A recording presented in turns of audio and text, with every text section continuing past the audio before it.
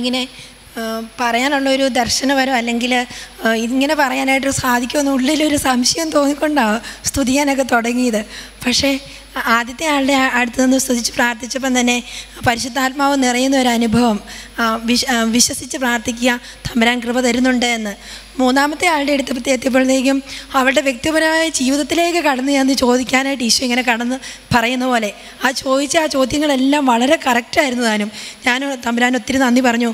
തീർച്ചയായിട്ടും ഇങ്ങനെ സ്തുതിപ്പിൻ്റെ വരം മാത്രമല്ല, ദർശനപരവും അതുപോലെ ഇങ്ങനെ തമ്പുരാൻ ചോദിക്കുന്നതൊക്കെ തരും, എളിമ കൊണ്ട് നിറയണമെന്ന്. അപ്പോൾ സിസ്റ്റർ ഇങ്ങനെ എനിക്ക് വേണ്ടി സ്തുതിച്ച് പ്രാർത്ഥിച്ചപ്പോൾ എളിമ കൊണ്ട് നിറയണമെന്ന് ഇങ്ങനെ പറഞ്ഞു. അപ്പോൾ ഞാൻ ഇന്ന് ബ്രദർ ടോക്ക് വന്നപ്പം പരിശുദ്ധ അമ്മ പരിശുദ്ധാത്മാവിനെ നിറഞ്ഞു കഴിഞ്ഞപ്പം ഏലിശാമ്മയുടെ അടുത്തേക്ക് ഓടി ചെല്ലുന്നു. അപ്പോൾ ഈ എളിമ കൊണ്ട് നിറഞ്ഞു കഴിയുമ്പോൾ മറ്റുള്ളവരെ ശുശ്രൂഷിക്കാനായിട്ടുള്ള ഒരു വലിയൊരു മനസ്സാണ് ഉണ്ടാകണ്ടേ. ഞാനും ഇങ്ങനെ ഓർത്തുകൊണ്ടിരുന്നത് ദൈവിക ജ്ഞാനമൊക്കെ നിറയുമ്പം കുറച്ചും കൂടെ അധ്യാപന രംഗത്തൊക്കെ അല്ലെങ്കിൽ അങ്ങനെ ഒരു അല്ല, അതിനേക്കാളുപരി ഒരു ശുശ്രൂഷയുടെ മനോഭാവത്തിലേക്ക് വരണം, അങ്ങനെ എളിമ കൊണ്ട് നിറയണം എന്ന്. അതിങ്ങനെ മറ്റുള്ളവരോട് പറയുമ്പോഴത്തേക്കിനും ഉള്ളിൽ തോന്നിപ്പിച്ചത് തന്നെയാണല്ലോ പരിശുദ്ധാത്മാവ് ഇങ്ങോട്ട് പറയുന്നതെന്നുള്ള ഒരു ആഴമായ ഒരു ബോധ്യത്തിലേക്ക് കടന്നു വരാനായിട്ട് സാധിച്ചു. കൈയടിച്ച് നന്ദി പറയാം.